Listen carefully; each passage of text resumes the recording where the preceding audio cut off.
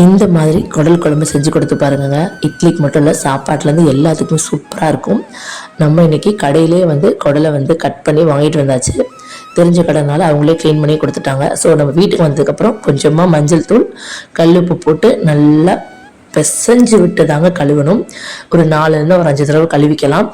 So நல்லா wash பண்ணி எடுத்ததுக்கப்புறம் குடல் எவ்வளோ ஃப்ரெஷ்ஷாக இருக்குது பார்த்திங்கன்னா, நல்லா ஃப்ரெஷ்ஷான குடலான்னு பார்த்து வாங்கிட்டு வாங்க. இப்போ இதுக்கு வந்து ஒரு மசாலா ரெடி பண்ணிடலாம். நம்ம கொஞ்சமாக மிக்ஸி ஜாரில் தேங்காய், ஏன்னா அது கூடவே வந்து கொஞ்சமாக இஞ்சி, வெள்ளைப்பூண்டு, சின்ன வெங்காயம், கசகசா, சீரகம், சோம்பு, 2 ஏலக்காய், கொஞ்சோண்டு பட்டை, ஒரே ஒரு கிராம்பு, கொஞ்சமாக மிளகு, இது எல்லாத்தையும் தண்ணி சேர்த்து நல்லா அரைச்சி எடுத்துக்கலாம். நல்லா வலுவலுன்னு அரைச்சி எடுத்துக்கோங்க. இப்போ ஒரு குக்கரில் கொஞ்சமாக நல்லெண்ணெய் விட்டு சின்ன வெங்காயத்தை 2ஆக கட் பண்ணி எடுத்துருக்கீங்க. ஒரு 10லேருந்து 15 சின்ன வெங்காயம் எடுத்து 2ஆக கட் பண்ணி எடுத்துருக்கேன். இதை நல்லா வதக்கி விட்டுறலாம். எப்போவுமே மட்டனுக்கும் மீனுக்கும் சின்ன வெங்காயம் தாங்க டேஸ்ட்டு கொடுக்குறதே.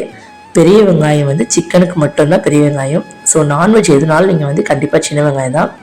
இப்போ இது கூடவே ஒரு 10 பல்லு வெள்ளைப்பூண்டையை சேர்த்து நல்லா வதக்கி விட்டுறலாம். நல்ல பழுத்த தக்காளி, ஒரு மீடியம் சைஸ் தக்காளி 2 எடுத்து அதையும் நல்லா கட் பண்ணி சேர்த்து நல்லா வதக்கி விட்றேன். இப்போ இது 3 நல்லா வதங்கினதுக்கப்புறம் இந்த ஸ்டேஜில் நம்ம வந்து குடலை ஆட் பண்ணிடலாம். குடலை சேர்த்து ஒரு 2 நிமிஷம் வந்து வதக்கி விட்டிங்கன்னா அதுலேருந்து தண்ணியெல்லாம் வந்து நல்லா வெளியில் வரும். குடல் வந்து நல்லா ஹீட் ஆனதுமே நம்ம நார்மலாக நம்ம வீட்டில் இருக்கும் இல்லையா, வேறு எந்த மசாலா வேணாங்க, குழம்புத்தூள் வீட்டில் எல்லார் வீட்லேயும் இருக்கும் இல்லையா, ஸோ அந்த குழம்புத்தூளை தான் நான் சேர்த்துக்க போகிறேன். ஏன்னா நம்ம ஆல்ரெடி மசாலா அரைச்சாச்சு. ஸோ வேறு எதுவுமே நம்ம சேர்த்துக்க வேண்டாம். ஸோ 2 ஸ்பூன் குழம்பு மிளகாத்தூள் உங்களுக்கு காரத்துக்கு ஏற்றுக்க போட்டுக்கோங்க. வேணும்னா நீங்கள் கரம் மசாலாவும் ஆட் பண்ணிக்கலாம். நான் வந்து அதெல்லாம் இன்றைக்கி ஆட் பண்ணவே இல்லை. குடல் குழம்பு ரொம்ப வந்து அத்தன்டிக்கான ஒரு ஸ்டைலில் தான் நான் பண்ணிக்கிட்டு இருக்கேன். ஸோ இப்போ இது கூடவே நம்ம அரைச்சி வச்சு அந்த விழுதையும் சேர்த்து தண்ணி விட்டு கொஞ்சமாக நமக்கு வேணுங்கிற அளவு உப்பு போட்டு, ஏன்னா நம்ம உப்பு போட்டு தான் அலசியிருக்கோம், அதனால் உப்பு மட்டும் பார்த்து போடுங்க. ஸோ நான் வேணுங்கிற அளவு உப்பு போட்டு இப்போ ஒரு கொதி வந்ததும் நல்ல ஒரு விசில் விட்டு எடுத்துடலாம். குடலை நல்லா பஞ்சு போல் வெந்துடும். ஒரு 2 விசில் விட்டாலே போதுங்க. நல்லா குடல் வந்து நல்லா வெந்துடும். ஏன்னா நம்ம முன்னாடியே வதக்கிடுறோம்.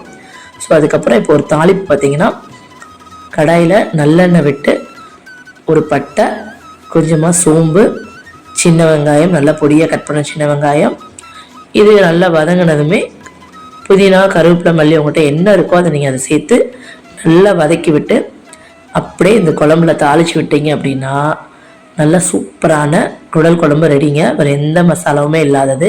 நல்லா அப்படியே சூடான சாப்பாட்டில் இந்த மாதிரி ஒரு குடல் குழம்பு ஊற்றி சாப்பிட்டு பாருங்கள்.